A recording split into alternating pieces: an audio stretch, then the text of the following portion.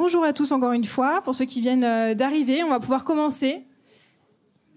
Je me présente, Naomi Daculsi, je suis chargée de mission et d'accompagnement au pôle Pépite, le pôle étudiant pour l'innovation, le transfert et l'entrepreneuriat en Nouvelle-Calédonie.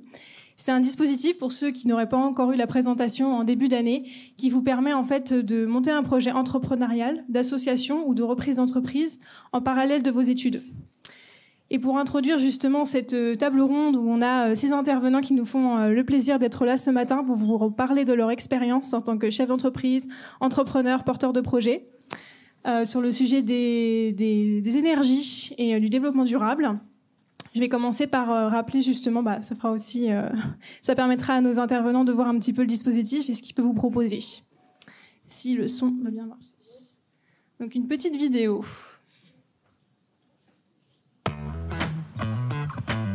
Hey, salut Jem, ça va? Hey, salut! Tu fais quoi là? Oh, je suis en train de réparer un petit truc sur la bécane d'un copain, c'est 3 fois rien.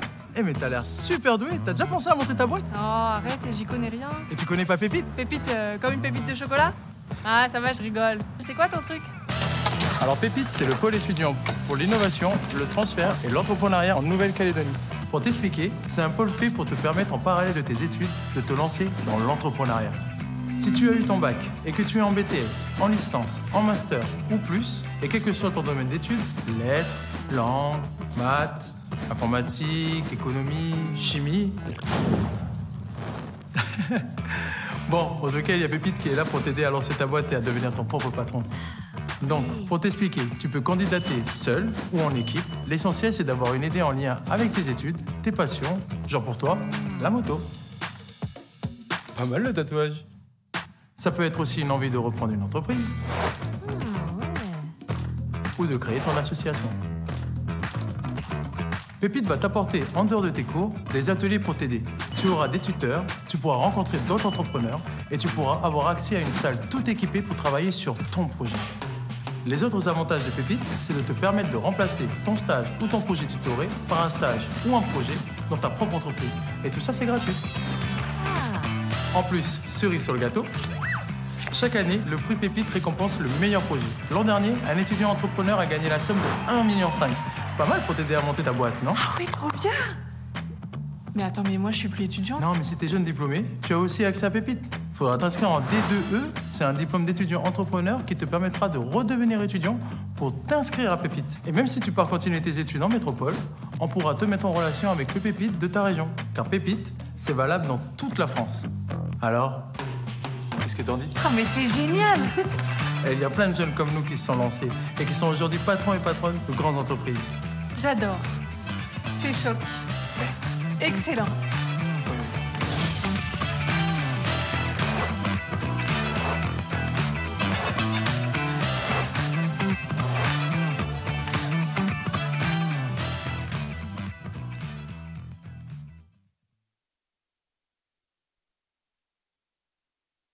Ce que peut vous apporter le dispositif Pépite. Et pour résumer un petit peu le programme, en fait, le cœur du sujet et ce que vous allez pouvoir suivre si vous intégrez ce dispositif.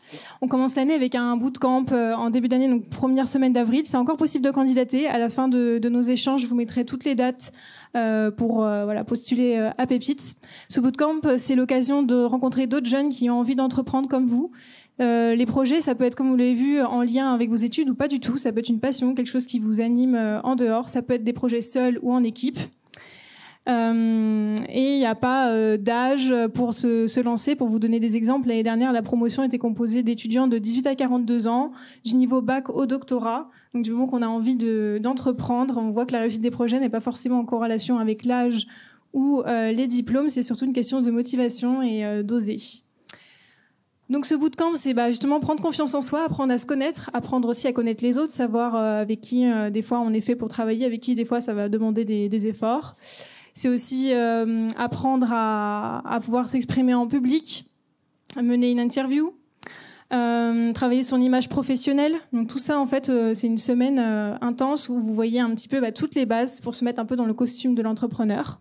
Et ensuite, vous avez des ateliers tout au long de l'année. C'est un rythme qui est fait pour s'adapter justement à vos études ou à un emploi si vous êtes déjà dans la vie active, avec 2 heures d'atelier par semaine le soir. Généralement, c'est 17h30, 19h30. C'est pas le vendredi soir, c'est pas pendant les vacances scolaires.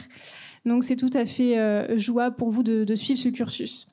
Qu'est-ce qu'on y voit? Les bases. Alors pour certains, en fonction de vos spécificités en études, vous avez peut-être déjà vu certaines matières, mais au moins là, c'est vraiment adapté. Très peu de théorie, beaucoup de pratiques adaptées à votre projet. C'est des enseignants et des intervenants professionnels qui viennent dispenser les ateliers. Et donc, on y voit du marketing, de la gestion de projet, mais aussi l'éloquence, gérer son stress, comment être capable de s'organiser, de faire un planning rétrospectif de tout ce que vous avez besoin de faire pour votre projet, gérer ses réseaux sociaux. C'est très très large et le but c'est que ce programme il soit aussi adapté en fonction des profils des étudiants. On en a 20-25 par promotion. Et donc l'année dernière, par exemple, effectivement, il y avait de la demande pour pouvoir faire un LinkedIn professionnel. Donc on a rajouté des ateliers en fonction de la demande des étudiants. Donc le programme, des fois, il y a des choses qu'il y a certaines années, d'autres qu'il n'y a pas.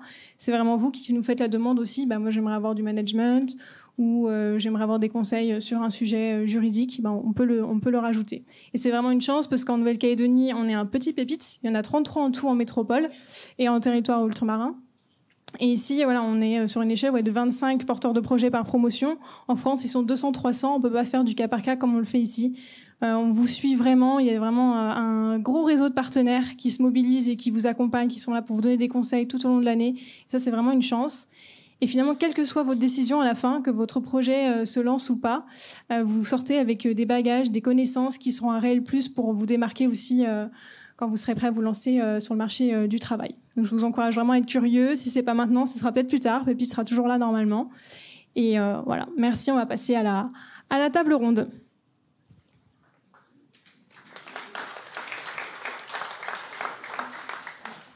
Et bien sûr, je répondrai avec vos questions avec plaisir à la fin des échanges. Donc aujourd'hui, on a la chance d'avoir 6 intervenants qui viennent leur parler de leur expérience et de leur expertise dans le domaine des énergies, du développement durable. Parfois des serial entrepreneurs, d'autres qui commencent tout juste. Et le but, c'est d'un échange.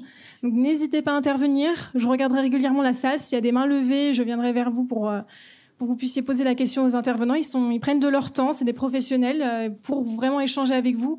Il n'y a pas de questions bêtes. Je pense qu'ils répondront à tout ce que vous pouvez vous poser comme question avec plaisir. Donc allez-y. Et bien sûr, à la fin, donc on finit par un petit déjeuner, donc juste à côté là sur le patio. Et donc c'est l'occasion aussi d'aller les voir si vous n'avez pas osé le faire pendant l'échange, pour ceux qui pourront rester, et de poser toutes vos questions. Je vais inviter nos invités du coup à nous rejoindre devant, s'il vous plaît. Donc je propose de commencer par un petit tour de table pour vous présenter un peu qui vous êtes et le poste que vous occupez ou dans quel domaine de travail vous êtes et un petit peu votre entreprise avant d'attaquer un petit plus des présentations plus précises sur vos activités respectives. Merci. Bonjour. Donc moi je m'appelle Caroline Rouvier, je suis dans le groupe Vinci Énergie depuis 11 ans.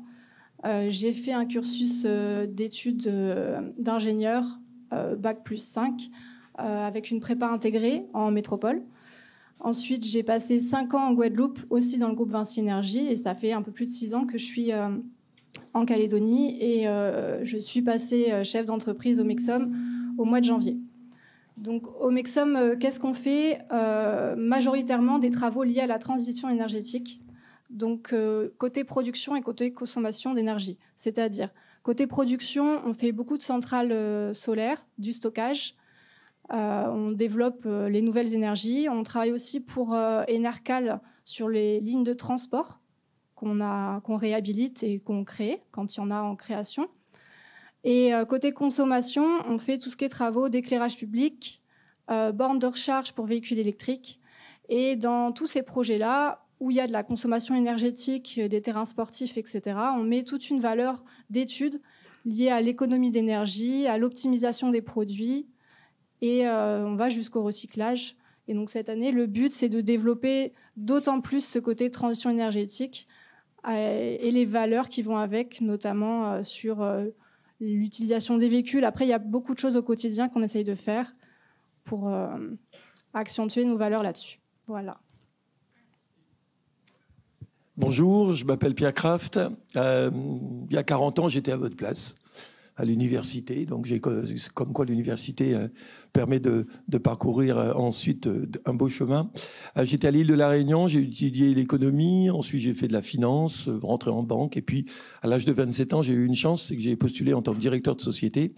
Et en fin de compte, toute ma carrière, depuis l'âge de 27 ans, c'était de diriger des entreprises à l'île de la Réunion, à l'île Maurice, à Tahiti et ici. Je suis spécialisé dans les cocotiers. Je trouvais que c'était très bien, les plages, le soleil. Arrivé en Calédonie en 2005, j'ai dirigé le groupe CFAO Pentecost, Ménard Automobile, Prestige et Alma Métaux. Et puis en 2015, c'est pas vieux, j'ai commencé l'aventure entrepreneuriale, c'est-à-dire par acheter des entreprises. Donc la première entreprise que j'ai rachetée a été un peu de taille. J'étais hier d'ailleurs dans les BUT à présenter notre groupe. J'ai racheté le groupe Office Plus, qui est spécialisé, pour résumer, dans la digitalisation des entreprises. L'idée, c'est d'accompagner les entreprises dans leur digitalisation et de les transformer pour qu'elles puissent relever les défis de demain. Alors, ce qui est déjà un axe en matière d'environnement, qui est d'essayer de gagner en productivité en consommant un peu moins.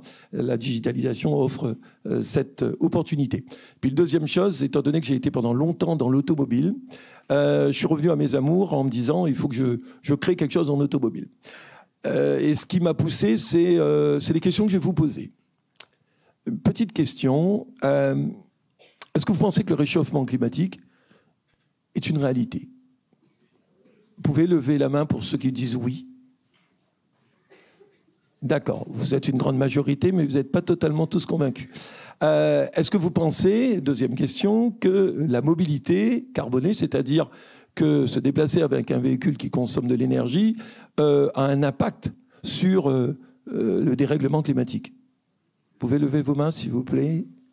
Ça va, c'est encore un petit peu moins, voilà. Bon, alors, entreprendre...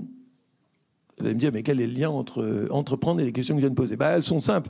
C'est qu'on anticipe qu'il va y avoir des changements et qu'on peut positionner une offre entrepreneuriale, une entreprise, des services, créer une valeur pour cette mobilité. Et la dernière question que j'allais poser, d'ailleurs, combien d'entre vous se sont déplacés ce matin avec un moyen propre, vélo ou mobilité électrique? 1, 2... 3, waouh! Et là, il y a du chemin à faire. Alors, en fin de compte, moi, mon raisonnement, il est assez simple, c'est de considérer que j'ai un bassin de potentiel qui est extraordinaire et qui me pousse à créer une entreprise. Et c'est la raison pour laquelle j'ai créé SLK Mobility. SLK Mobility, c'est un groupe, et on en reparlera peut-être tout à l'heure. Vous voyez les enseignes. Alors, excusez-moi, j'aime bien me lever, moi. Je suis pas très assis. Compte tenu de mon âge, je suis obligé de me déplacer. Enfin, quand j'ai racheté Point Rouge, Hertz, que vous connaissez, on a monté une société qui s'appelle Liscar, qui est une société qui fait de la location longue durée, avec des prestations de services à destination des entreprises.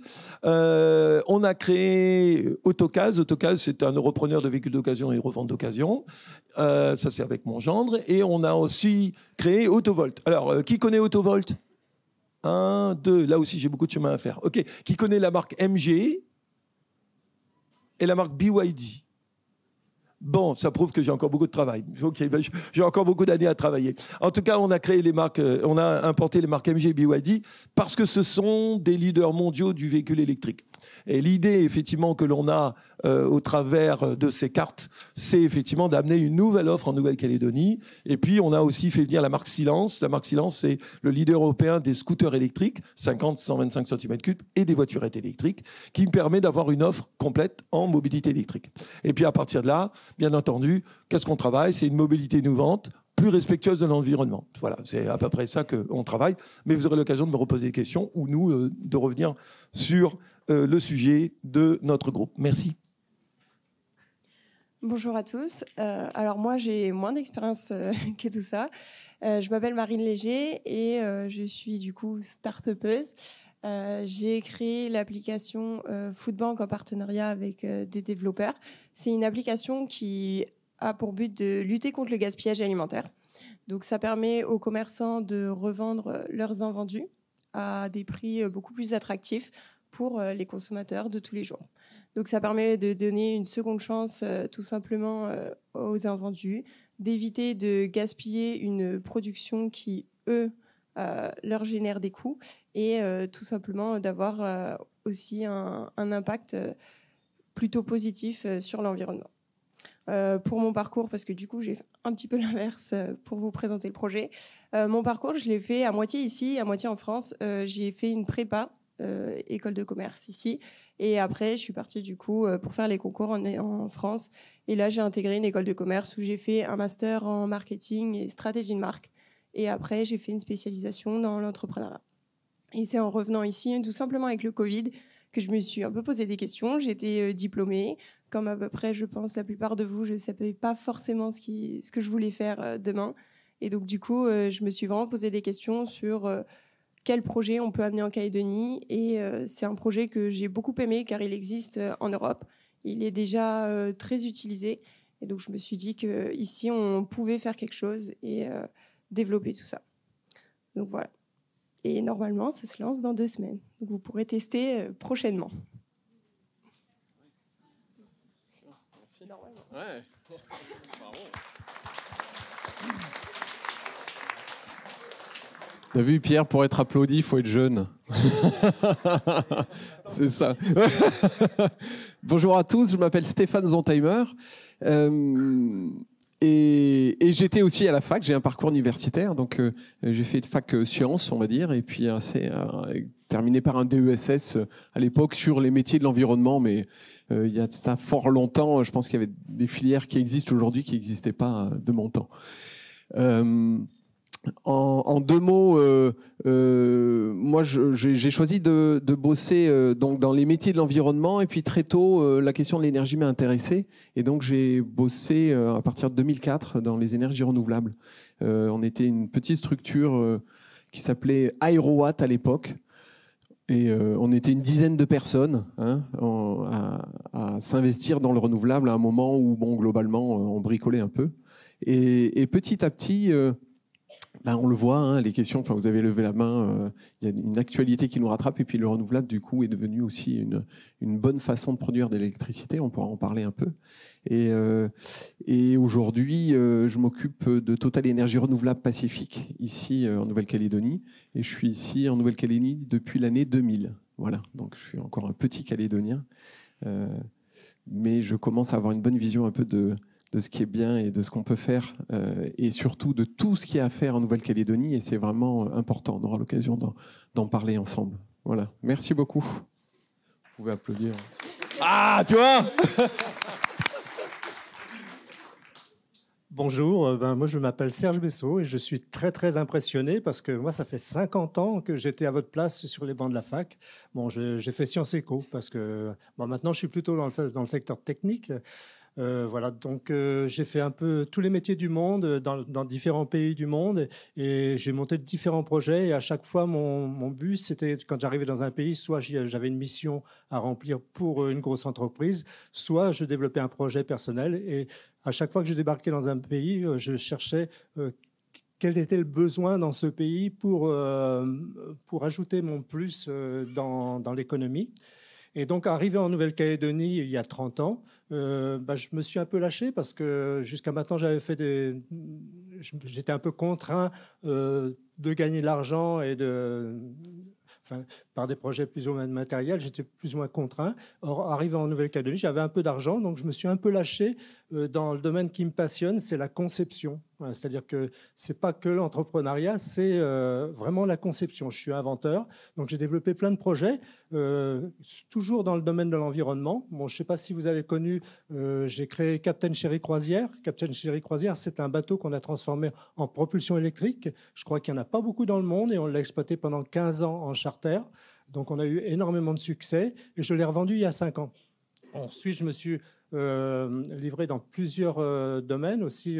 On a été les premiers à implanter en Nouvelle-Calédonie les micro-onduleurs. Bon, Enercal n'a pas du tout été d'accord sur ce projet, donc par contre, tout le monde en voulait. C'est un projet assez... Maintenant, tout le monde a des micro-onduleurs ou des systèmes équivalents. Donc là, j'ai mon petit atelier et je me suis mis un peu au travail. Ma passion, moi, c'est de créer des aéronefs. Donc là, bien sûr, ça n'intéresse pas beaucoup de monde, mais c'était ma passion. Et donc, j'ai travaillé sur les hélices. Et les hélices, je me suis demandé, mais pourquoi on utilise les hélices pour récupérer l'énergie du vent ? on a une énergie cinétique qui se déplace, c'est l'énergie du vent, naturellement, et c'est soumis à une loi qui est égale à 1,5 de mv2, je crois. Ouais, c'est ça, 1,5 de mv2. C'est-à-dire que c'est lié à la masse de l'air qui, ici, est très légère, puisque c'est un air sec et chaud. Et ensuite, à la vitesse, le vent, ici, on est tributaire des alizés et des brises thermiques. Donc, c'est des vents relativement faibles. Donc, je me suis dit, mais quand même, c'est une manne qu'il faut exploiter. Et donc, j'ai commencé à travailler parce que j'ai mon voisin qui est arrivé un jour avec des petits tuyaux qui étaient très beaux. Il me dit, tiens, comme tu travailles sur le recyclage du plastique, peut-être que tu vas pouvoir les mettre dans ta grignoteuse. J'ai dit, maintenant, c'est trop beau. Donc, on s'en est servi pour faire des pales. Et on est parti d'un petit projet comme ça. Et donc, en fait, on est parti d'une éolienne à axe vertical. Vous avez les axes horizontaux, c'est les hélices, et vous avez les axes verticaux, ça tourne comme ça. On s'aperçoit que sur une éolienne à axe vertical, quand le vent souffle dessus, le vent pousse les pales, mais ensuite les pales elles doivent revenir contre le vent. Donc on n'a que la moitié de la surface qui est active. Et donc je me suis dit, bon, il n'y a qu'une façon d'augmenter la puissance, c'est d'augmenter la hauteur. Donc pour ça, il faut mettre un roulement haut, il faut mettre une structure latérale. Et on a mis une structure latérale plate. Et là, on s'est aperçu, quand on testait, qu'on avait quand même une augmentation de puissance. En fait, c'est un voltmètre qu'on avait installé. Et donc, on a travaillé sur ces pales. Et finalement, je me suis dit, ce vent qui arrive linéairement, il faut le dévoyer pour qu'il prenne un sens rotatif. Et pour ça, il faut concevoir une pale avec un profil progressif. Et voilà, donc on a divisé la pale en deux. On a mis une demi-pale fixe et une pale mobile. Et cette pale, la pale mobile, quand j'ai monté mon prototype, j'ai fait l'erreur de l'inverser. Je me suis dit, il faut que je recommence tout à zéro, c'est dommage quand même. Puis j'ai quand même mis mon ventilateur et mon voltmètre en route et je me suis aperçu qu'on avait doublé le voltage. Donc je me suis dit, là, il y a quand même quelque chose à trouver. Et depuis ce temps-là, on travaille. Et en fait, le bilan, c'est qu'on a rendu l'intégralité de la surface de captage du vent active. C'est-à-dire que maintenant, c'est plus 50%, c'est 100%, quel que soit l'endroit où souffle le vent sur la surface exposée au vent, ça fait tourner la turbine. En plus, on a travaillé beaucoup sur la génératrice qui devait tourner produire de plus en plus de courant à vitesse très lente. Donc l'ensemble périphérique, turbine et génératrice, on s'est vraiment penché sur l'amélioration de ce projet. Et là, depuis un an, on a déposé un brevet qui a été repris par un groupe industriel français qui va se mettre à développer industriellement. Et localement, on a déjà une petite entreprise qui s'occuperait du développement local. Donc, moi, ce que j'aimerais... Disons que je suis inventeur, mais en fait, l'innovation et les idées, elles viennent de vous, elles ne viennent pas de nous maintenant. Donc, vous avez plein d'idées et c'est un peu le moment pour vous. Bien sûr, il faut que vous aboutissiez à un cursus qui vous permette d'évoluer dans la vie professionnelle, mais...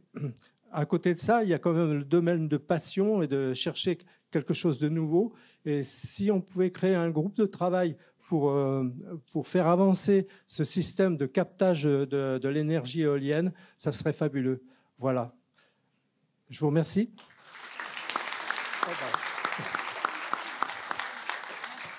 Merci beaucoup pour ces présentations. Et pour approfondir un peu, est-ce que je vais vous redonner tous la parole. Alors Marine et Serge, c'est assez explicite pour le projet. Et vous, sur les projets justement en lien, quel est le projet en ce moment sur lequel vous travaillez vraiment en lien avec les énergies ou le développement durable que vous mettez actuellement en place, on va dire le plus frais dans vos entreprises?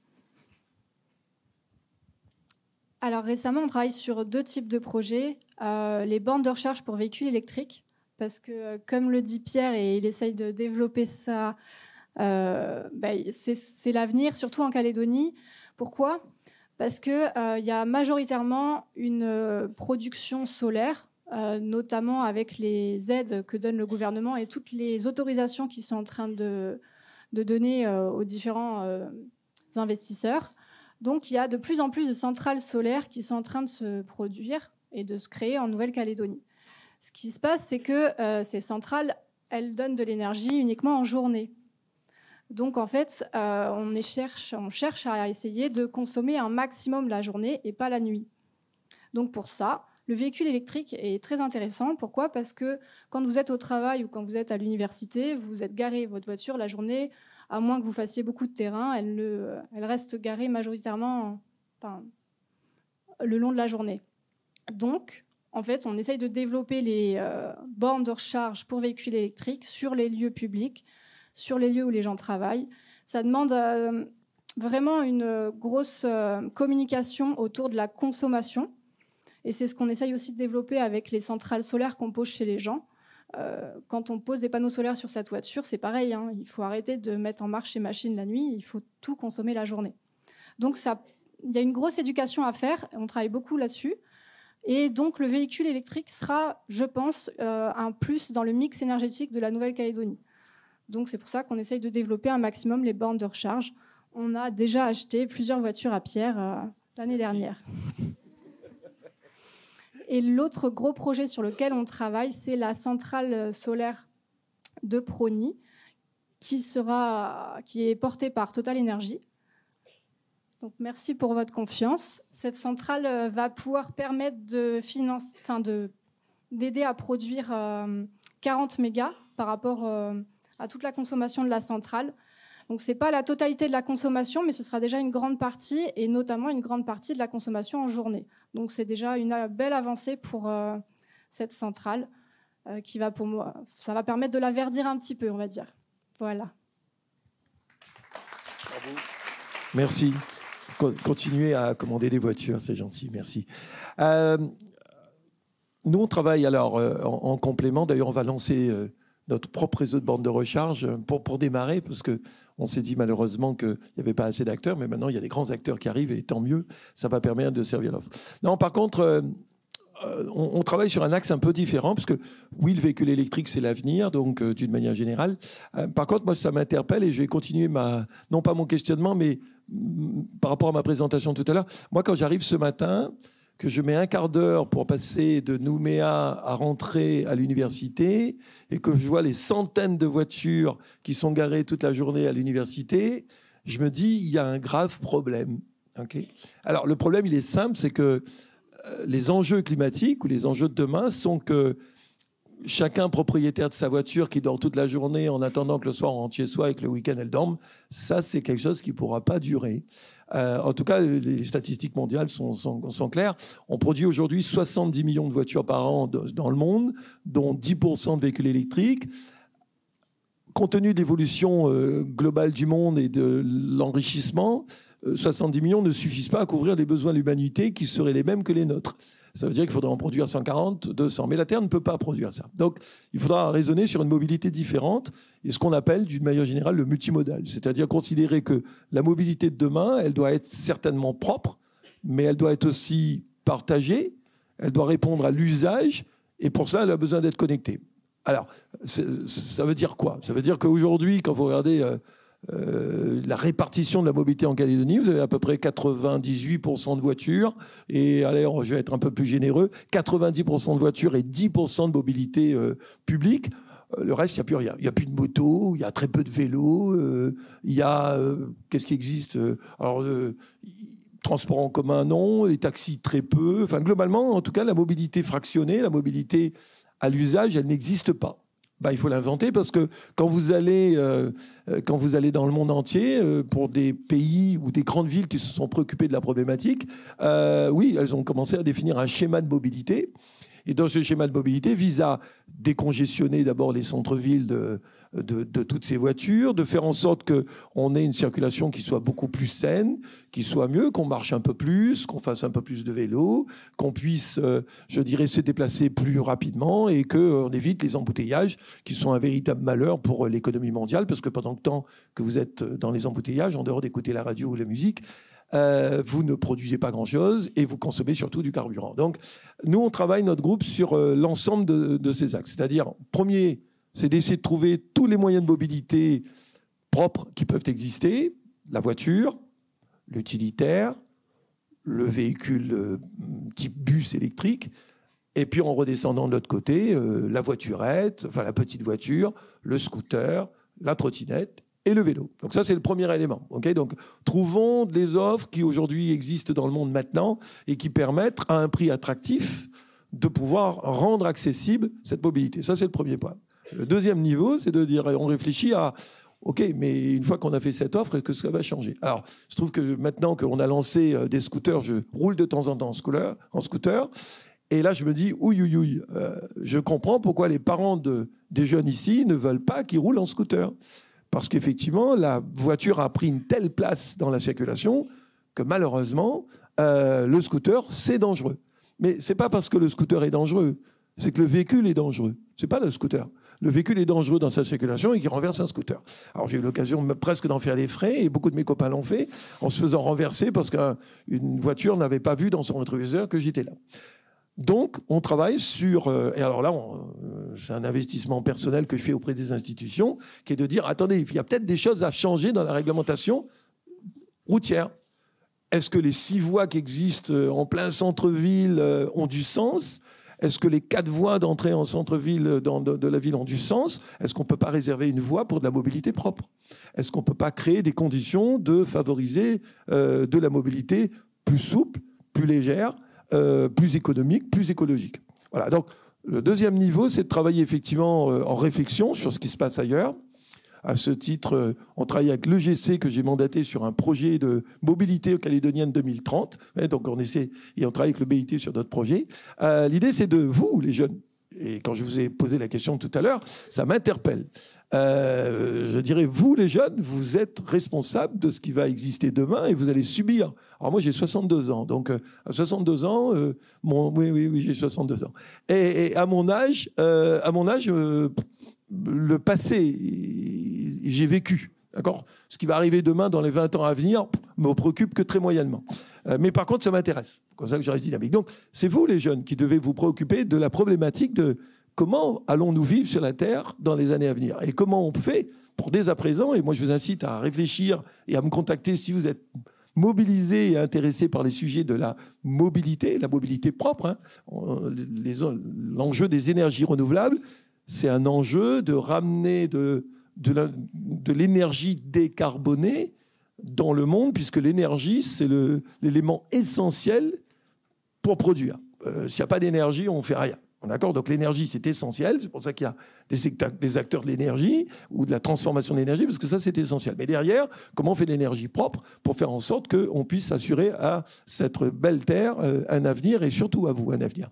Toujours est-il que, pour revenir à ce que je disais, le deuxième point, c'est les infrastructures, pour faire en sorte qu'on puisse proposer aux collectivités de mettre en place des infrastructures et des réglementations. D'accord ?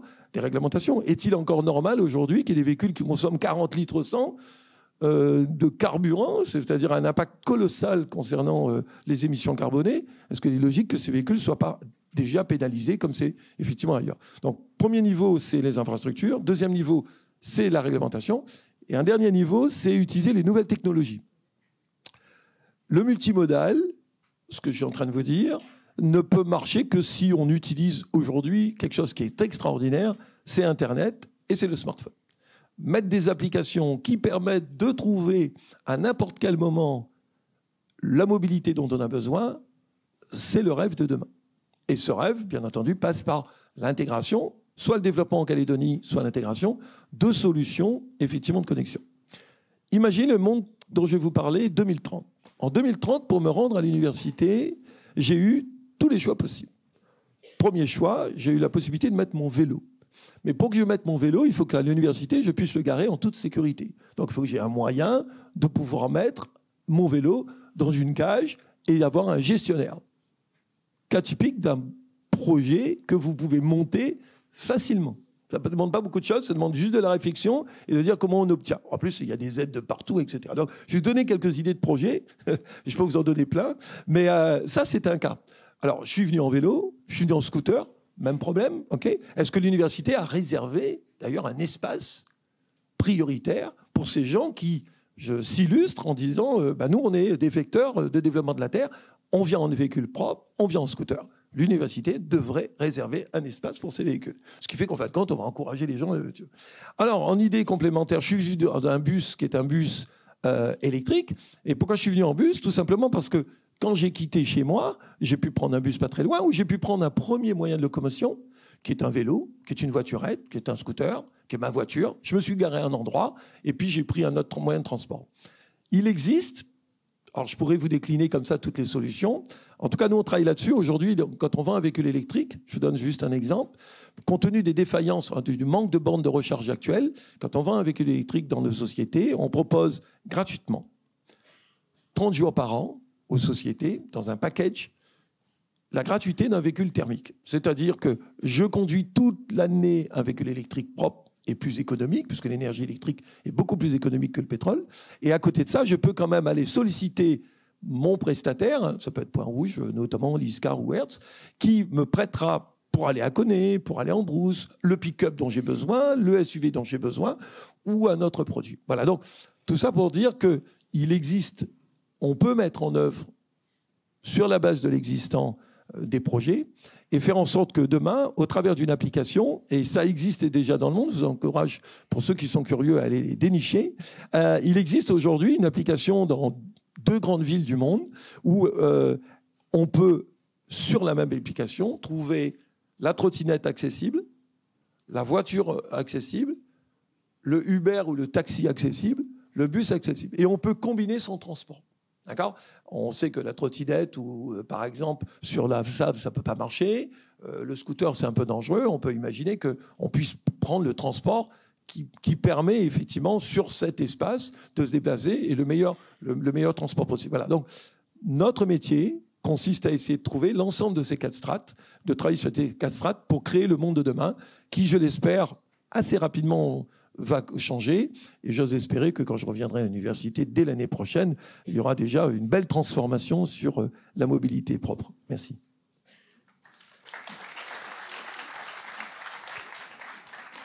On a un invité qui vient d'arriver. Je vais le laisser se présenter.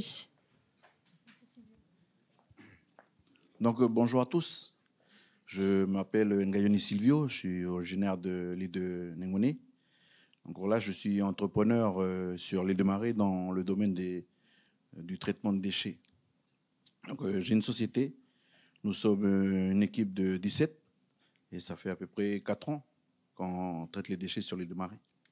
Dans toute sa globalité, c'est-à-dire qu'on fait de la revégétalisation de carrières sauvages, des pollutions de carrières sauvages, on dépollue les véhicules hors d'usage et il y a les filières des déchets réglementés avec notre partenariat local ici qui est Tricodec.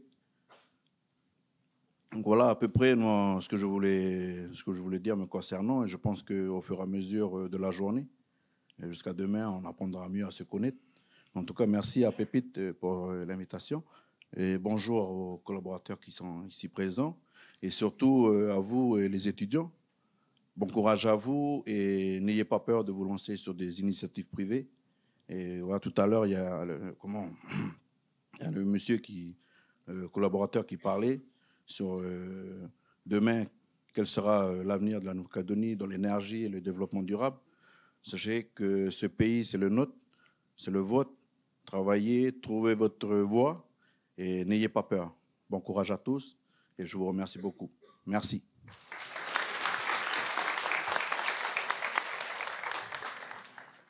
Du coup, pour revenir sur la question précédente, donc, effectivement, Serge et Marie avaient bien présenté leur projet. Sur Total Energy, quel est le projet en ce moment, on va dire, autour du développement durable, des énergies que vous mettez en œuvre ? Ça renvoie à la question du sens. Je pense que tous les projets là qui sont présentés, pour se lancer dans un projet, il faut d'abord effectivement trouver du sens. Hein. Et d'ailleurs, d'une manière générale, pour les études, c'est le cas, pour le boulot. Quel sens on y met ? Et du coup, à partir du moment où ça a du sens pour soi, personnellement, tout se déroule. Hein, et les difficultés, on arrive plus facilement à les surmonter.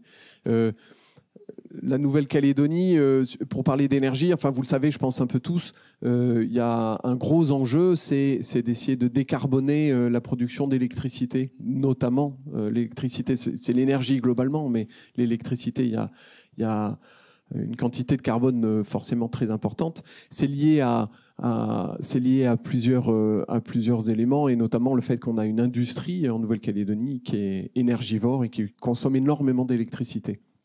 On a aussi en face une chance incroyable dans notre pays, c'est que on a des ressources renouvelables qui sont présentes en grande quantité. Et forcément, on arrive assez vite à l'idée qu'il y a quelque chose à faire et qu'il y a des projets à monter et qu'il y a un lien à créer entre cette ressource renouvelable et ces consommations assez incroyables. Voilà. Donc pour répondre précisément à la question, je pense que les projets actuels, ça a été évoqué par Caroline, notamment un projet solaire pour alimenter l'usine du Sud à Prony, c'est décarboner l'électricité en Nouvelle-Calédonie. Voilà, merci. Merci. Donc le sujet d'aujourd'hui, c'est les énergies, mais c'est aussi ils entreprennent. Et donc peut-être une question à Marine qui se lance du coup dans l'entrepreneuriat. Serge qui a déjà plein de projets qui ont été créés, développés. Et Silvio, qu'est-ce qui vous a donné envie ou qui a fait allez, je me lance et je passe du côté entrepreneur pour mener un projet? Quel a été le déclic, si je peux dire? Alors moi, ça va être un peu spécial puisque le déclic a été une partie du Covid. Je me suis dit, trouver un travail quand le Covid commence en Calédonie, c'est pas simple. J'ai quand même essayé de chercher et puis j'avais toujours un peu aimé l'entrepreneuriat. J'ai été dans pas mal d'assauts. J'aimais beaucoup la gestion de projet. Donc du coup, je me suis mise à chercher des projets qui me tenaient à cœur, des projets que je pouvais développer en Calédonie. Et c'est en cherchant que je me suis dit, pourquoi pas. Et en fait, quand on se dit pourquoi pas, il y a quand même une sacrée étape en se disant, l'idée est pas mal. Et après, il faut l'aboutir, il faut travailler dessus. Donc, un peu, je pense, comme la majorité des gens, quand j'avais mon idée, j'en ai pas forcément beaucoup parlé. Je voulais garder ça un petit peu pour moi. Et après, je me suis rendu compte que j'avançais pas. Tout simplement, il ne faut pas avoir peur d'en parler autour de soi parce que justement, il y a des gens qui sont là pour vous aider. Il y a des points de vue qui sont différents aussi, qui vont vous permettre d'aborder le sujet de manière différente. Et ça m'a aussi permis aujourd'hui de me rapprocher du groupe Office Plus, puisque on a mutualisé nos projets. Et ce projet Foodbank aujourd'hui sort de cette équipe, de cette mutualisation, et sans laquelle j'aurais pas forcément pu avancer au même rythme que ce que je fais actuellement. C'est-à-dire que l'application, normalement, est censée sortir dans 2 semaines. Et si j'avais été toute seule dans mon coin, je pense que ce serait peut-être plus dans 1 an. Donc, moi, le déclic, ça a vraiment été à partir du moment où j'ai commencé à en parler autour de moi. Et après, j'ai aussi fait un appel à projet. Donc, c'est pour ça que je trouve que l'initiative Pépite est vraiment bien. Parce que moi, j'ai fait un appel à projet avec le gouvernement. Et ça m'a aidé. Il y a eu beaucoup d'initiatives derrière. Ça vous permet d'ouvrir votre réseau et surtout de donner un petit coup d'accélérateur au projet. Donc voilà, c'est un peu les 2 petits déclics qui ont été pour moi.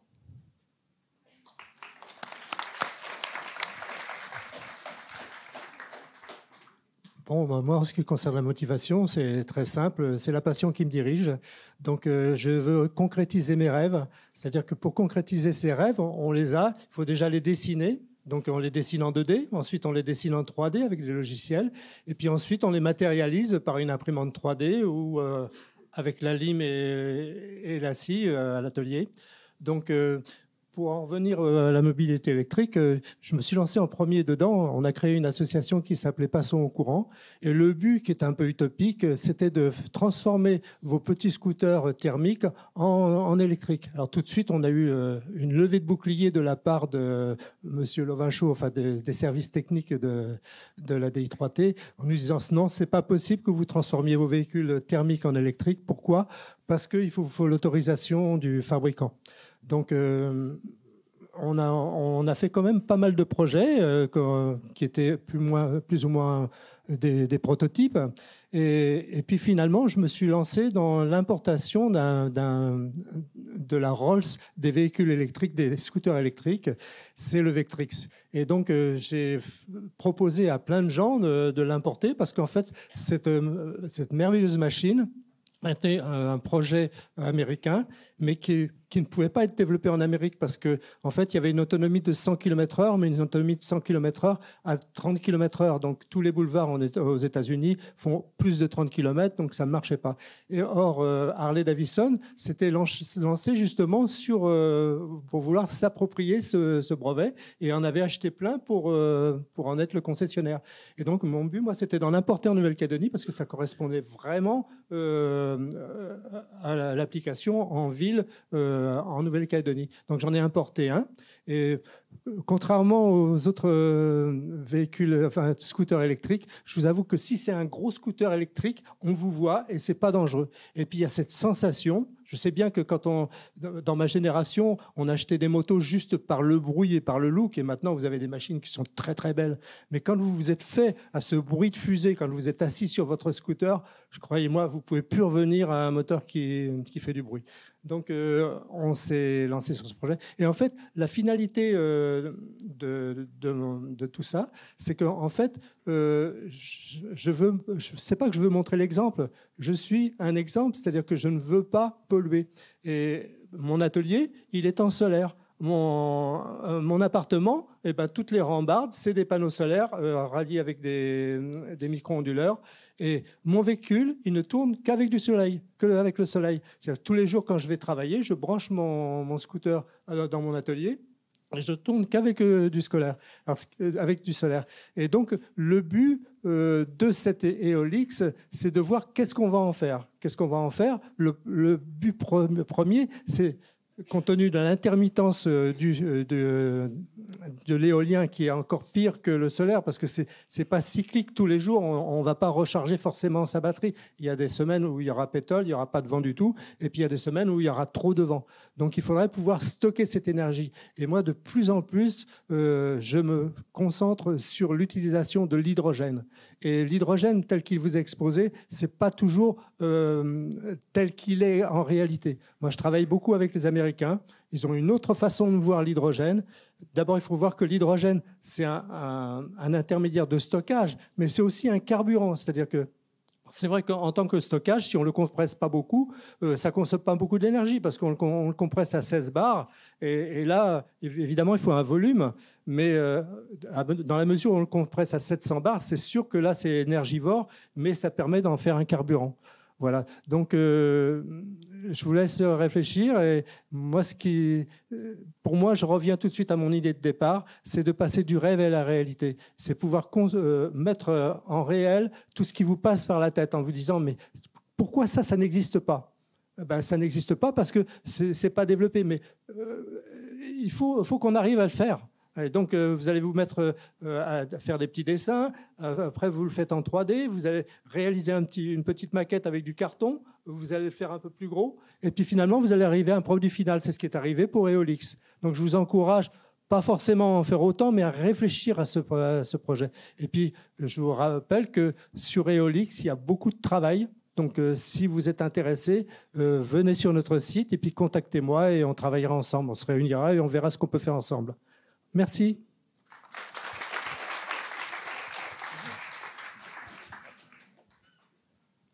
Donc, pareillement, c'est toujours pour accompagner les précédents propos sur les initiatives privées.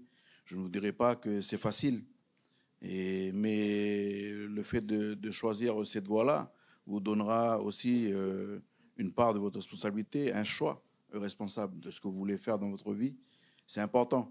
Moi, j'ai 39 ans et j'ai décidé, il y a peut-être 5-6 ans, de me lancer dans l'entrepreneuriat. Et encore ici en Nouvelle-Calédonie, ça va, il y a énormément d'opportunités. Et j'ai décidé de retourner sur Marais. J'ai le même parcours que vous. Je suis issu d'une université, j'ai fait cadre avenir, j'ai un secteur minier, une dizaine d'années dans le secteur minier. Je suis parti au Canada, je suis revenu. je me suis dit, ben, je vais lancer quelque chose sur Nengoni. Mais pour cela, il fallait avoir les connaissances académiques. Et vous y êtes. Prenez les bonnes informations. Prenez les bonnes... ayez une vision circulaire. Le principe d'exemplarité que disait tantôt notre Serge, c'est chacun d'entre vous, dans vos familles les plus proches, vous avez des référents. Et prenez les meilleurs. Prenez les meilleurs des compétences, prenez les meilleures qualités de chacun d'entre vous et allez-y. L'entrepreneuriat privé, ce n'est pas quelque chose qui est facile. Vous allez tomber plusieurs fois. Mais ça développera chez vous une capacité de résilience. Choisissez la bonne voie, c'est important. Là, vous êtes à la fleur de l'âge de choisir votre bonne voie. Moi, à 40 ans, je peux plus me détourner de ma voie. Parce qu'à partir de 40 ans, il faut penser à investir, il faut penser à laisser quelque chose plus tard. Et dans l'activité où je suis, dans laquelle j'exerce, notamment dans le développement durable, le traitement de déchets, j'ai optimisé la dépollution des carrières sauvages. C'est-à-dire que sur Marais, sur les îles Loyauté en l'occurrence, on est pénalisé par la mer. Et qu'est-ce que faisaient nos vieux? C'est avec la quantité de déchets, ils jetaient dans les carrières ou dans les cavités. Et maintenant, avec la nouvelle politique environnementale qu'a menée la province des îles, avec des jeunes étudiants qui sont arrivés, qui ont été formés par la France, on a une nouvelle vision de traitement de déchets. Comment maintenant on maîtrise nos déchets? Et ça, c'est important. C'est important pour dire qu'il y a des opportunités dans l'environnement. Je rejoins Serge pour dire que si l'envie si vous avez l'envie, moi je suis là encore toute la journée et demain après-midi. N'hésitez pas à prendre contact avec moi si je peux vous aider à vous orienter sur des projets de gestion de déchets, de développement durable. En parallèle, sur Marais, je suis le référent pour l'énergie solaire, sur des panneaux solaires. Je pense que vous avez dû entendre parler de l'usine de Takone. L'usine de Takone, ça marche avec l'énergie fossile. L'énergie fossile, on fait venir de Nouméa, qui arrive d'ailleurs, et ça vient sur Marais. Donc maintenant, on est en train de se positionner pour des fermes solaires, pour optimiser le label de développement durable pour l'usine de Takone. L'usine Takone, c'est labellisé avec Chanel et Dior pour le Santal. Par rapport au dépotoir sauvage que je faisais, une fois qu'on a optimisé, on a été répertorié par un organisme de parfumerie aussi à Grasse. Ils sont venus nous rencontrer il y a 2 ans pour nous dire ce qu'on fait, c'est du bon travail. On dépollue des carrières historiques, des vieux déchets qui étaient là pendant une 40aine d'années. On a dépollué, on a trié, on a évacué, on a réduit les déchets, on les a évacués vers Nouméa pour partir sur des collaborateurs de recyclage. Et par la suite, nous avons revégétalisé la zone à usage domestique. Et au final, qu'est-ce qu'on a fait? On en a fait des dépotoirs sauvages, on en a fait des points de vue, on en a fait des activités touristiques, comme il y a la fête de l'avocat, comme il y a la fête du Vivano. Mais les touristes, quand ils viennent sur l'île, ils peuvent venir sur ces sites-là qu'on a embellis et on a donné une seconde vie. Donc ça, ce sont des initiatives privées pour vous accompagner, pour vous dire qu'une fois que vous êtes lancé, allez au meilleur de vous-même. N'hésitez pas à prendre des opportunités qui gravitent autour de vous et foncez. Mais l'échec sera toujours devant vous. Développez-vous une capacité de résilience et vous seul serez maître de votre gestion du temps, votre gestion d'activité et ainsi de suite. Voilà, moi, je réitère, je suis là toute la journée. N'hésitez pas à me solliciter. Et puis, avec plaisir, si je peux vous aider, je vous aiderai volontiers et je participerai avec vous dans vos recherches. Mais merci beaucoup encore une fois. Et voilà, je m'arrête là et puis on aura l'occasion encore de continuer. Merci encore, Naomi.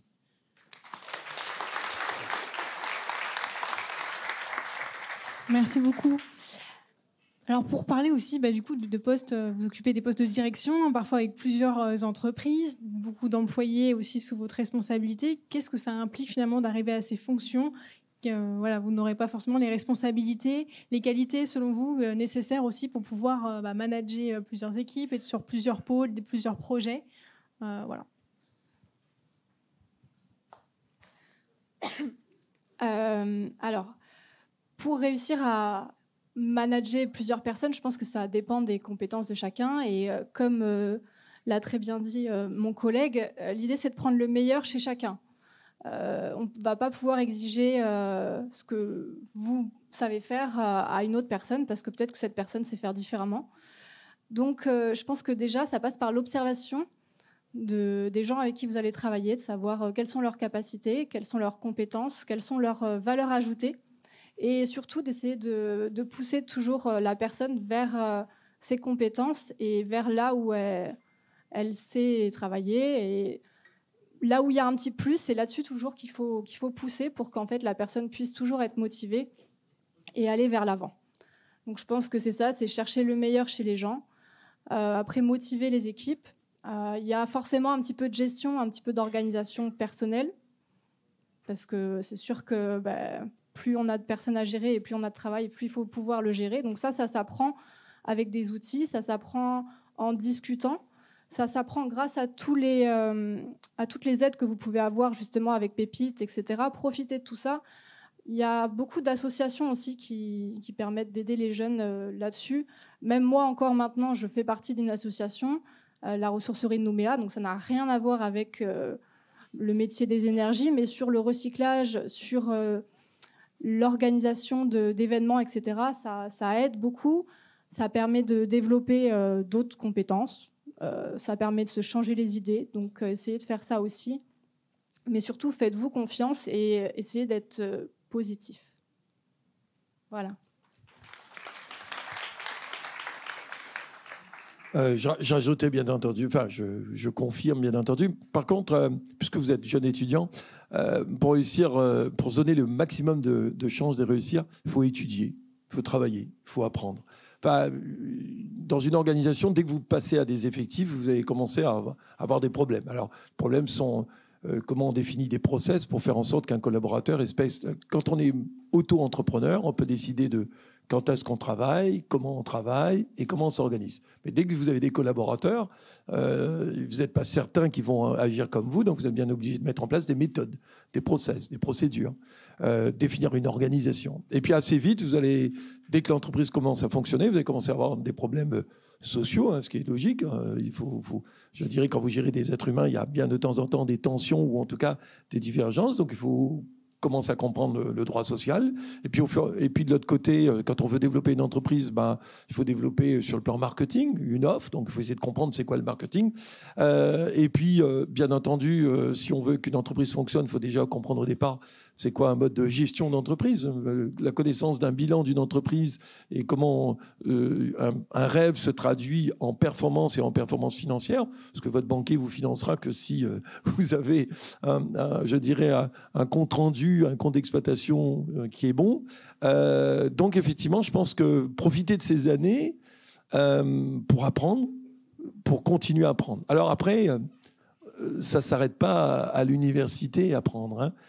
Tous les jours, on apprend. Tout ce qu'on est, nous, ici, et quelles que soient les fonctions que l'on ait, on continue à apprendre. Je continue à apprendre. Alors, pour deux raisons. La première, c'est qu'on ne peut pas tout apprendre à l'école. La deuxième, c'est qu'on est obligé d'apprendre de nouvelles compétences et de connaître de nouvelles réglementations. Le monde évolue et nos métiers évoluent. Donc, à partir de là, et nous-mêmes, on évolue dans ce monde-là. Donc, apprendre, c'est s'informer. Alors, juste pour vous donner mon exemple, je pense que j'apprends tous les jours par de la lecture, à peu près 4 heures par jour. Okay, 2 heures le matin, 2 heures le soir. En général, c'est pas pendant les heures de travail, c'est en me levant le matin et le soir avant de me coucher. C'est quoi apprendre? Vous avez une chance inouïe. C'est que vous avez votre smartphone, votre tablette, votre ordinateur, et la connaissance est juste derrière cet écran. La connaissance. Il suffit de taper un mot, n'importe quel mot, et on sait ce que c'est. À l'époque, quand moi j'ai commencé il y a 40 ans, il fallait aller à la bibliothèque. Alors, je ne sais pas s'il existe encore les bibliothèques. Oui, il y en a encore. Oui, quand même. Okay. Mais à l'époque, il n'y avait que la bibliothèque. Non, mais à l'époque, il n'y avait que la bibliothèque pour s'informer. À l'époque, il fallait faire l'effort physique d'aller dans une bibliothèque pour aller prendre l'information. Il n'y avait que des manuels écrits. Il n'y avait rien d'autre. Aujourd'hui, vous avez cette chance. Et cette chance, c'est une opportunité. Mais si vous voulez réussir, c'est un devoir. Allez vous cultiver. Okay. Et si vous avez une passion, et je pense encore une fois, il y a beaucoup de passionnés, donc très bien, mais notre passion, on l'anime non seulement par ce qu'on pense, mais on essaie de s'informer aussi. Est-ce que ça marche pas mieux ailleurs? Est-ce que mon projet aujourd'hui, il existe déjà ailleurs? Voilà, le benchmark, comme on l'appelle, c'est-à-dire la mesure de ce qui existe ailleurs, ça, c'est un élément important. Voilà, donc de l'engagement pour apprendre, de la mise en place de procédures, et bien entendu, quand on anime une équipe, donner du sens, développer de la cohésion.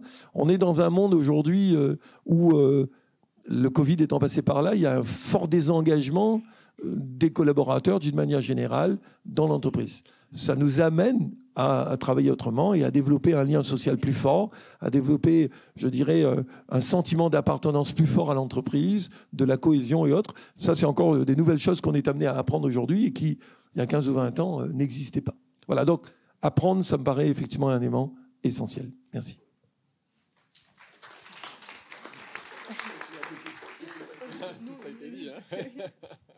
Moi, c'est beaucoup plus simple, c'est qu'on n'est pas non plus énormément, vu que c'est une start-up. Après, ça peut être intéressant parce que c'est aussi un mood différent.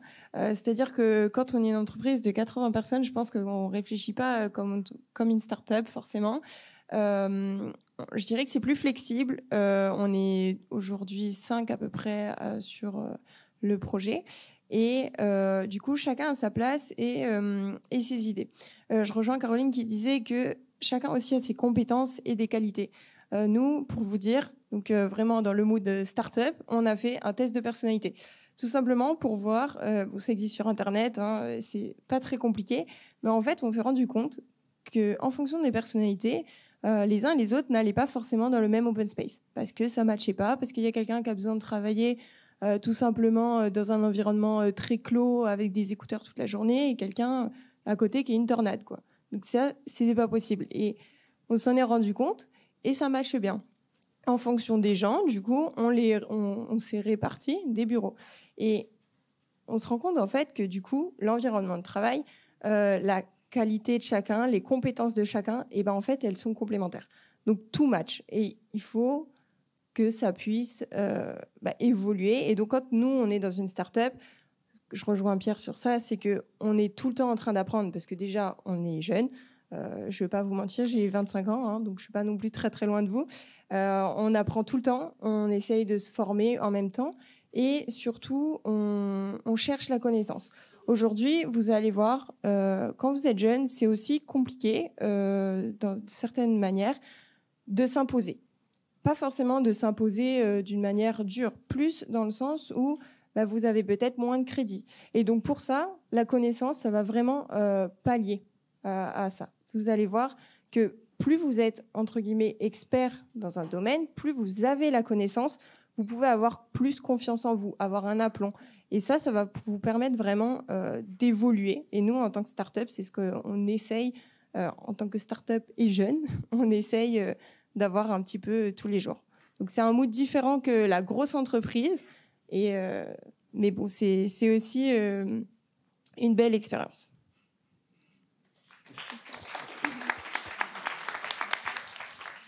Bon, tout a été à peu près dit. En plus, c'est le moment, en général, on commence à s'endormir. Là, je sens, on se dit vivement le café, quand même. Il va arriver là bientôt. On posera des questions. On peut vite s'enfuir.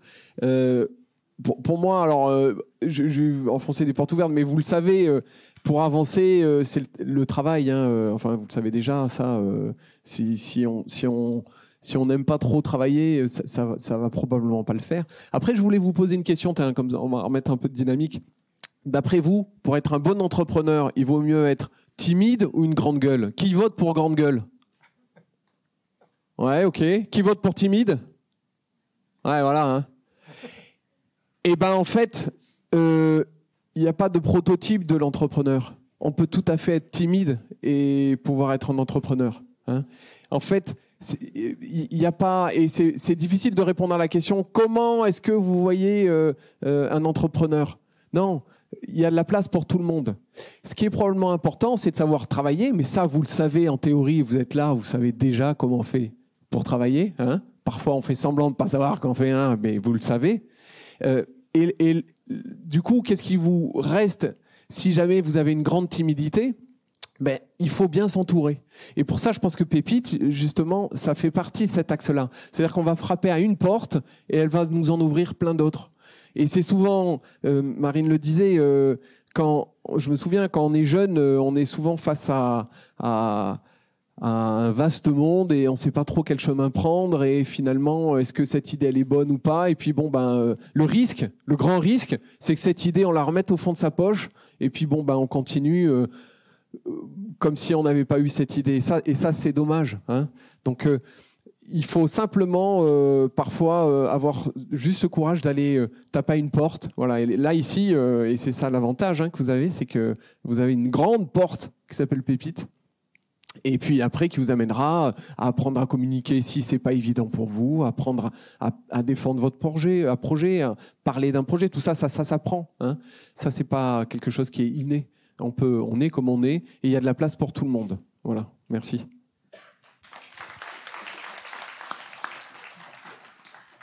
Bon, en ce qui me concerne, j'ai pas une grande entreprise, une grande expérience dans la direction d'entreprise et d'un certain nombre de salariés. Enfin, j'ai été quand même sous-directeur dans la grande distribution avec à peu près 300 employés. Et je dois admettre que j'ai pas bien réussi parce que je suis trop gentil, trop sensible et j'ai eu un taux d'absentéisme qui a dépassé toutes les normes. Donc c'est pas ma tasse de thé.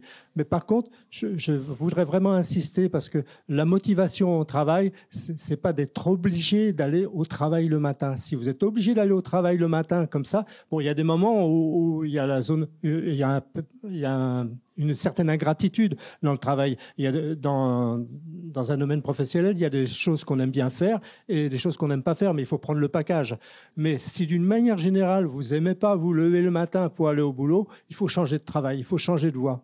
Parce que le travail, c'est pas uniquement les 35 ou 40 heures par semaine, c'est la vie. Le travail, moi, je travaille autant la nuit. Quand j'ai un truc dans la tête, je vais sur Google, puis je pose les questions, et je vois ce qui a été fait, et puis je vois ce qui est possible de faire. Je travaille tout le temps parce que c'est intégré dans ma vie et j'en discute tout le temps.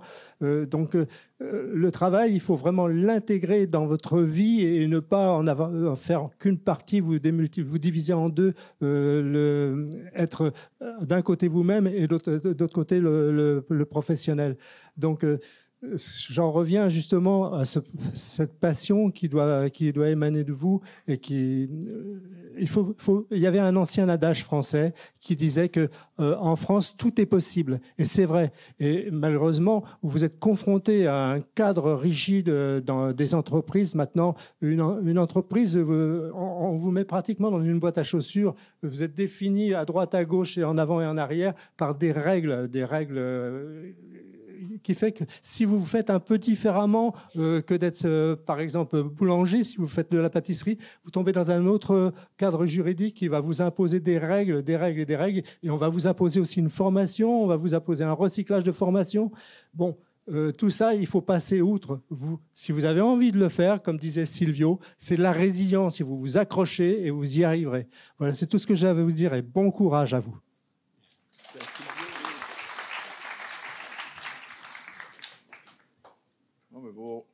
Je vais rebondir encore une fois. C'est plusieurs mots-clés.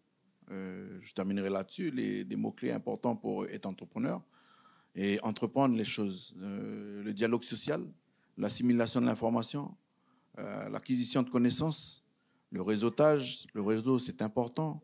À un moment donné, vous serez bloqué dans votre business plan sur des marchés et ça passera par le réseau. Mais aussi, je voudrais juste rajouter, une fois que vous avez votre marché, vous êtes lancé dans l'entreprise, vous êtes plus dans la phase de lancement, vous êtes à la phase de la maturité. Il y a 3 phases, phase de lancement, maturité et le déclin. Votre objectif, une fois que vous êtes dans la phase de maturité, votre objectif, c'est pérenniser votre activité. Et tout cela passe par le dialogue social. Je rejoindrai mon collègue tout à l'heure qui disait le dialogue social, c'est important en interne.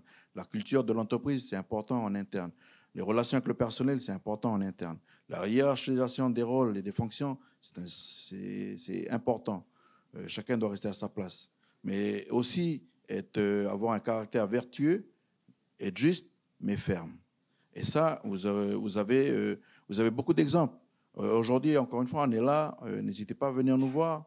Et aussi, développez-vous un caractère. Dans le positionnement d'un leader, il y en a de leadership, il y en a 3. Soit on est leader, soit on est challenger, soit on est suiveur. Donc, si vous êtes suiveur, pour gravir les échelons en montant, ça va être difficile. Développez-vous un caractère de leader. C'est important parce que l'initiative privée, ça démarre de soi. C'est le démarrage. Qu'est-ce que je vais faire? À partir de là, quel est mon existant? Quelle est ma force? Quelles sont mes faiblesses? Quelles sont les menaces? Ça aussi, vous le savez, c'est le SWOT.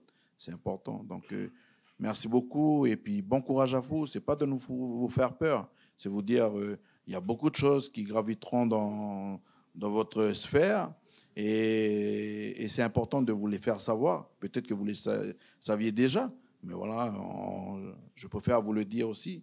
Parce que je suis dans l'entrepreneuriat. Parce que j'ai connu aussi des difficultés. Mais j'ai connu aussi de bonnes choses. Et les bonnes choses, je peux vous dire pourquoi ma structure, elle est toujours debout.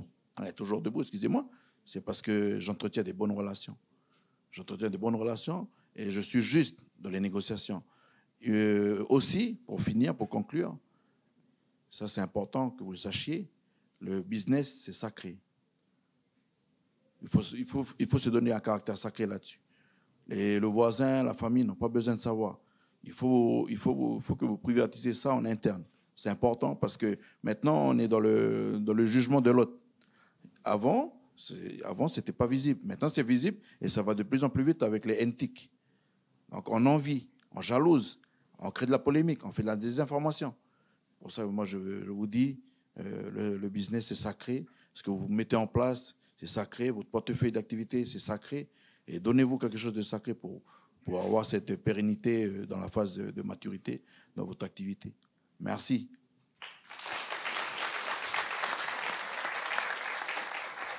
Merci beaucoup pour vos conseils et votre retour d'expérience. Est-ce qu'il y a des questions parmi vous? Non, vous n'osez pas? Bon, peut-être. Ah, pardon, j'arrive.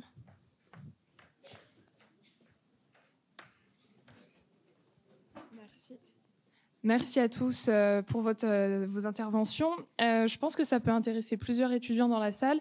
Vous nous encouragez à oser. Est-ce que vous êtes prêts à prendre des jeunes en stage, à prendre des jeunes en job étudiant, en job d'été, pour justement qu'ils aient un pas dans justement les énergies, pour les sensibiliser, voir ce que c'est et justement donner un coup de pouce à la jeunesse pour entreprendre? Merci. Je vous laisse la parole.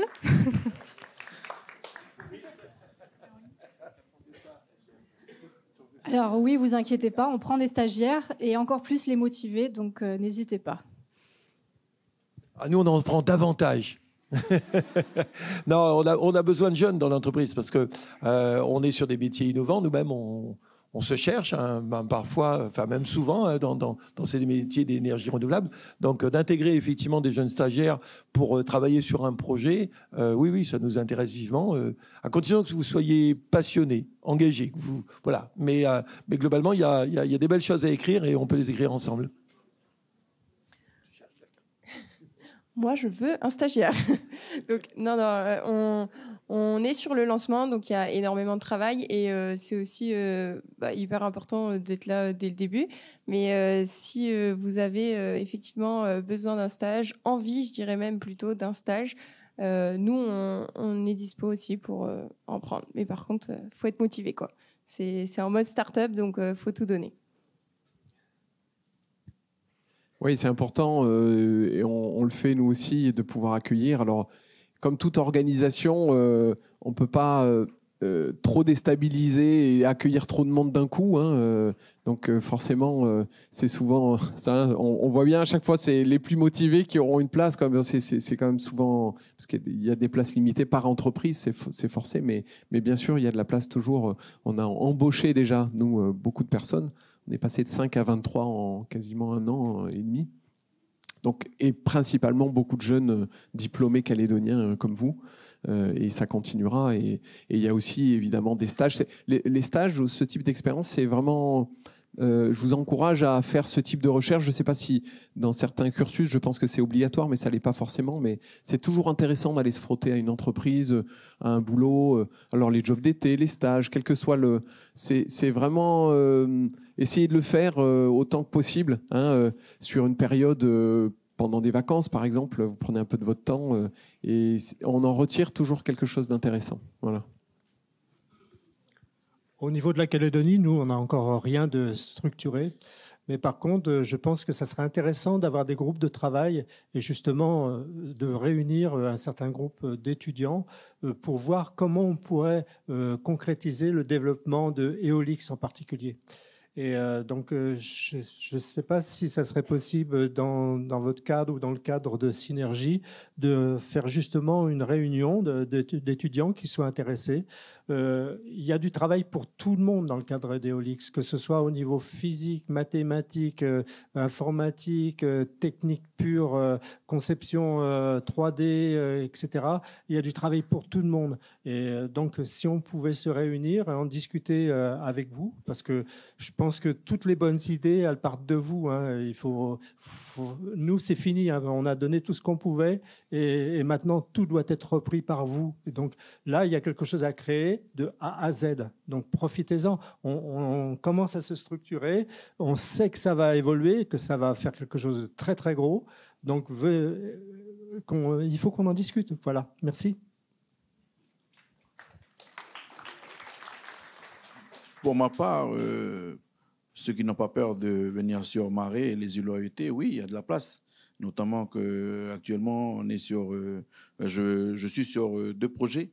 Un projet de ressourcerie sur l'île de Marais et aussi un projet d'éco-organisme pour les îles Loyauté, afin de soulager Trécodec ici en province sud et province nord.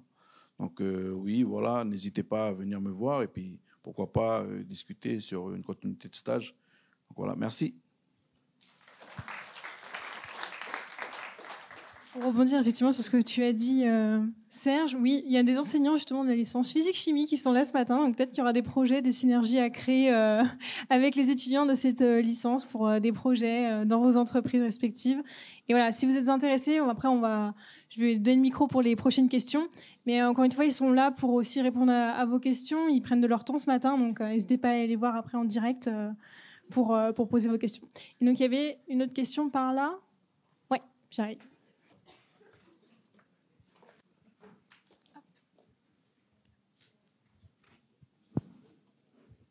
Bonjour, déjà merci d'être là pour faire cette présentation. Pour rebondir sur la demande des stages, à part pour Eolix qui l'a précisé, vous cherchez plus des étudiants pour travailler dans la gestion d'entreprise ou pour le développement? Par exemple, moi je suis en physique-chimie, est-ce que mon profil vous intéresserait?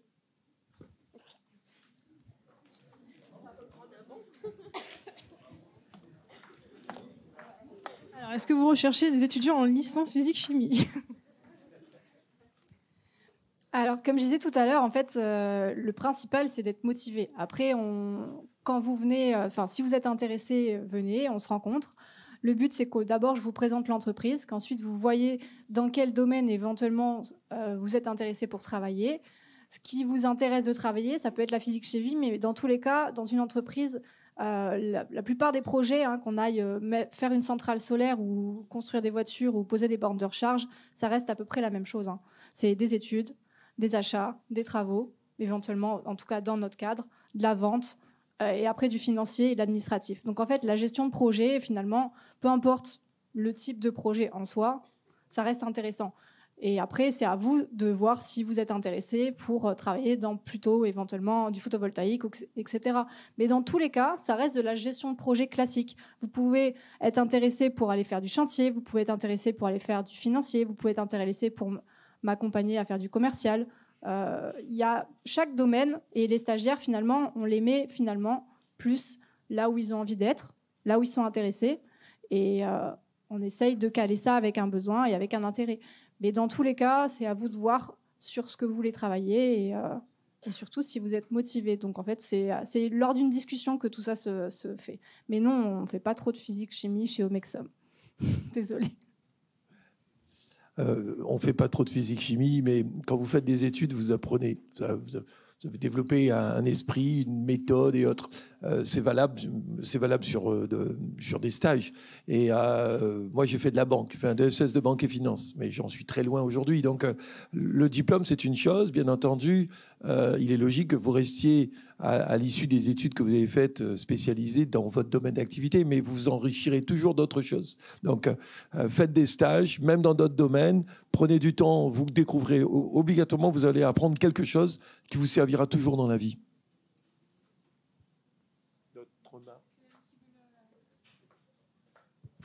Non, c'est bon. Ok. Non, bah voilà. Et effectivement, c'est très large. Il y a beaucoup de champs d'activité au sein d'une même entreprise. Donc, voilà, il y a forcément de la place pour vos spécificités et vos compétences.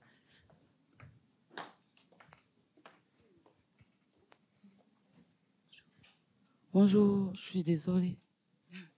C'était pour vous, madame. Vous avez, oui, vous avez comme projet d'augmenter les voitures électriques, c'est ça? Et puis alimenter avec l'énergie solaire. Ouais, c'est vrai que c'est de l'énergie verte, mais c'est beaucoup d'espace aussi c'est beaucoup d'espace. Et en plus de ça, ici aussi, par rapport à la culture, c'est plutôt les voitures qu'ils vont préférer. Ça veut dire on va dire que les gens qui vont louer vos voitures, ça va être restreint. Mais après, par rapport à l'investissement et le coût de faire venir les voitures, et vous avez aussi parlé d'empreinte carbone. Et aussi batterie de lithium. Comment on va faire pour... si on va jeter à la poubelle une voiture qui est batterie de lithium, qui va le recycler? Je ne sais pas, c'est...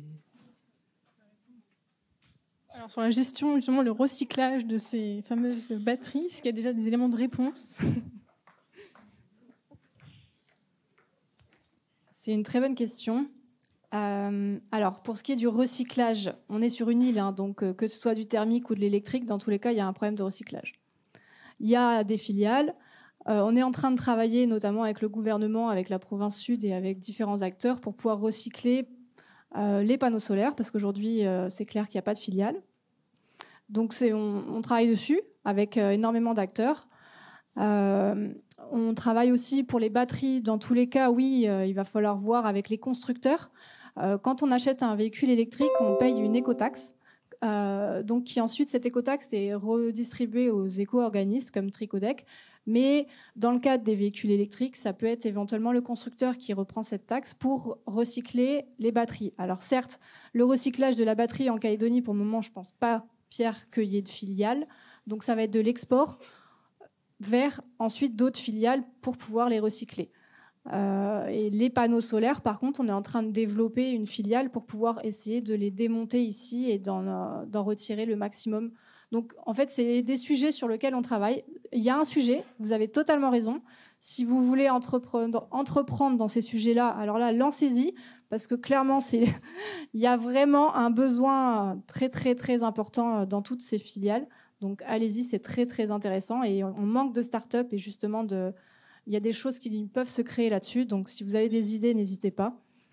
On est même là pour travailler avec vous et lancer ça, parce qu'on manque de temps au quotidien. Donc faites-le, c'est très bien. Et par rapport au carport solaire, oui, l'idée, c'est donc de coupler les bornes de recharge pour véhicules électriques avec de l'énergie photovoltaïque, notamment, par exemple, avec des carports solaires. Après, certes, en Calédonie, il y a, tout le monde préfère rouler en pick-up et chacun sa voiture.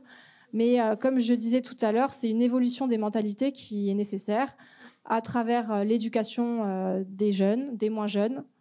C'est majoritairement vous qui allez porter ce sujet. Donc, allez-y. On essaye de développer avec certaines associations comme Droit au vélo, comme la ressourcerie, pour éventuellement laisser plus de place au vélo. Donc, vous êtes, je pense, les plus à même de porter ces projets-là. Vous êtes plus nombreux, surtout. Donc, vous avez beaucoup plus de poids. Le fait de, par exemple, pouvoir rouler en vélo sur la voie du Néobus, qui est pour moi c'est un scandale que ça n'a pas été prévu dès le début, mais voilà, il y a quelques difficultés en Calédonie. Je pense qu'on en a tous conscience. Et vous êtes, je pense, les premières personnes pour faire évoluer les choses. Donc, on a besoin d'aide là-dessus. Venez. Merci. Et effectivement, c'est parfait qu'on en parle parce que demain, effectivement, il y a un événement qui s'appelle Créathlon à Station N.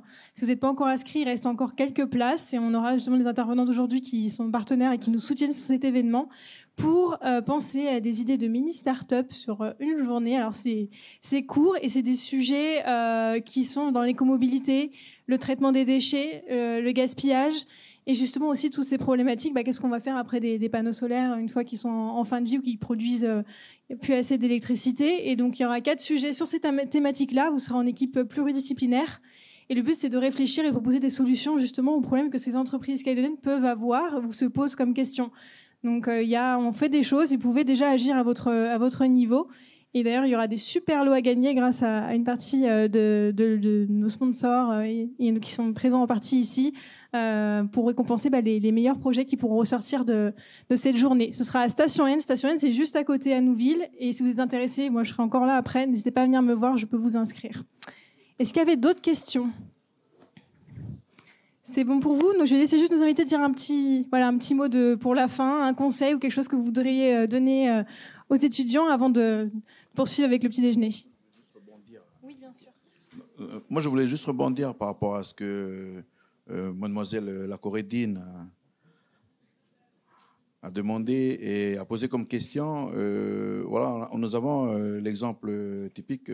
Nous avons des promoteurs de véhicules, construisant de véhicules solaires. Et puis, il y a nous, en tant que traitement de déchets. Et la raison pour laquelle la question est intéressante, c'est de se positionner, le positionnement. Sur les îles, il n'y a pas trop de véhicules thermiques. Bon, je ne pense pas que c'est d'ici là. L'idée de créer l'éco-organisme aussi pour la province des îles, ça nous permettra, par rapport à l'écotaxe, excusez-moi, de développer des futures activités, des futurs métiers, notamment de la maintenance. Si on était amené à faire venir des véhicules solaires sur les îles, à faire de la maintenance de véhicules sur ces véhicules, notamment pour les batteries lithium, le démantèlement des véhicules. À savoir que sur les îles, pour les VHU, comment on fait, comment on procède? Avant de les envoyer vers les recycleurs sur Nouméa, il faut les démonter. On les démonte de A à Z, il n'y a plus rien. Il ne reste que le véhicule avec le moteur. On a déjanté les pneus, on a enlevé les vitres, on a tout dénudé. Mais ça, on le fait parce que j'ai créé ma société il y a 4 ans. Mais sinon, avant, on ne le faisait pas. Il y a des opportunités à faire. Moi, je parle de Marais, la province des îles, mais certainement en province nord, dans les tribus de la province, dans les communes de la province nord, les communes de la province sud. Il faut s'y intéresser. Il y a quelque chose à faire. Il y a un filon. Il faut aller à la recherche de l'information. Et c'est important. La question est importante. Pourquoi? Parce que ça nous permettra de retenir les jeunes aux îles. Ça, c'est important que nous soyons toujours sur les îles et retenir les jeunes sur les îles et créer de l'emploi. Parce que sinon, s'il n'y a plus d'emploi, les jeunes y partent, les écoles elles se ferment, la pyramide d'âge, on se retrouve avec des vieillards sur les îles et la plupart viennent ici sur Nouméa ou nos provinces nord. Donc voilà, merci beaucoup et encore bon courage à vous pour cette journée.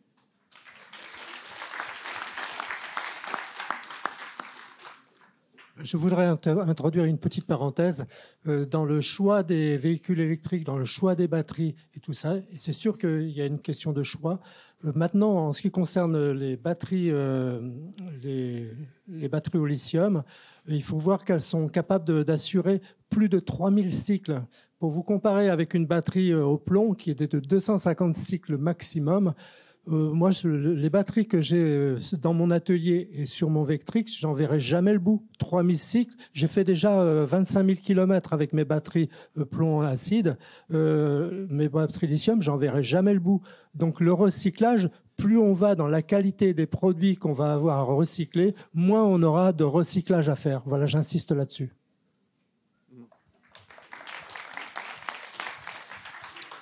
Je ne vais pas être long et une petite demi-heure seulement.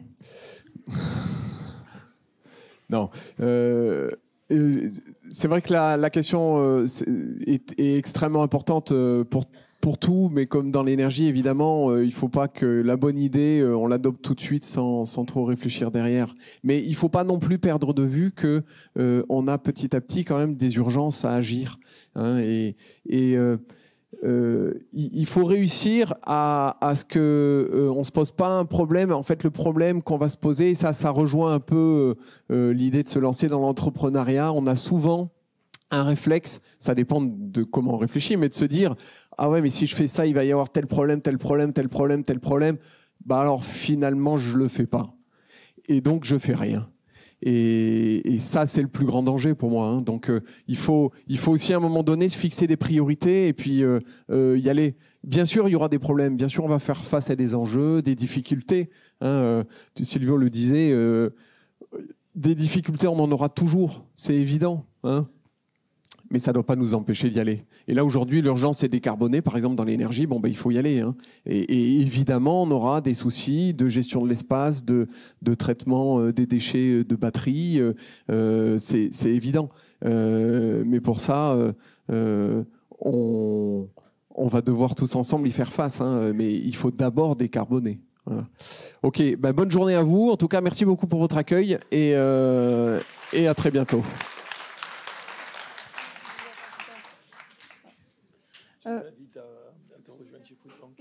mot de la fin, Marie. Non, mais juste moi, un petit mot qui est plus porté sur l'entrepreneuriat, c'est vraiment de ne pas hésiter, de vous entourer et de vous lancer.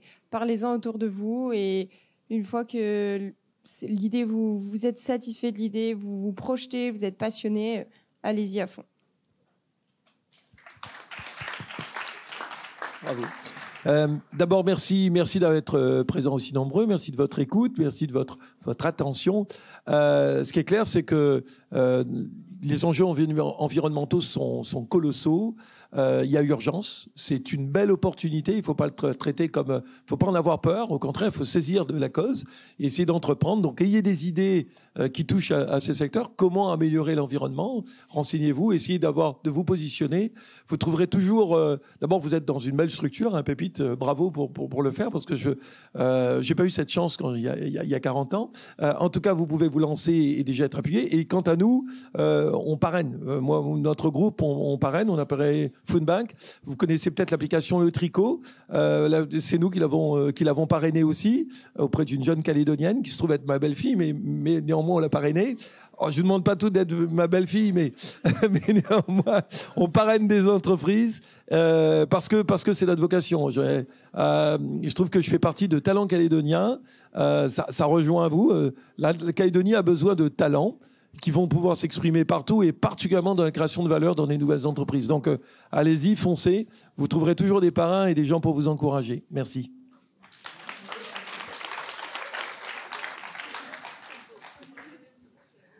Bon, je ne vais pas vous embêter plus longtemps. Merci de nous avoir écoutés. Et surtout, si je peux vous donner un conseil, c'est de saisir et de bien identifier votre valeur ajoutée, que ce soit sur un marché ou de façon personnelle. C'est ça qui va vous permettre de postuler, de gagner et de réussir dans un marché sur lequel il y a pas de... Il y a tout à faire. Donc voilà. Merci beaucoup pour vos partages, d'avoir pris le temps de faire vos retours d'expérience et j'espère que ça vous a plu. Je vous demande un dernier petit effort, c'est pas vraiment un effort, c'est de faire une photo tous ensemble. Si vous êtes d'accord, de vous mettre tous debout avec nos intervenants de ce matin au premier rang pour faire une photo souvenir.